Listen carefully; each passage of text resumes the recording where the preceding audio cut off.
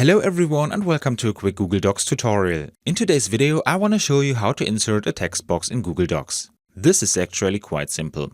First I open Google Docs and go to the place where I want to insert the text box.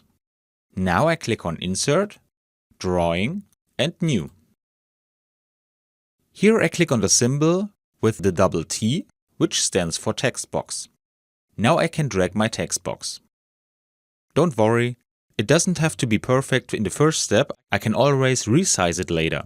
Now I can insert my text in the resulting text box.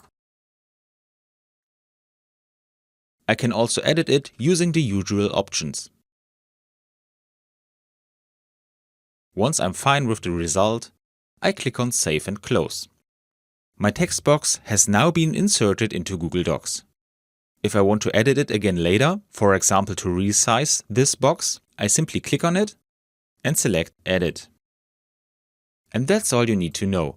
I hope you enjoyed the video and I will see you again in the next tutorial. Until then, your tutorial guy. Bye!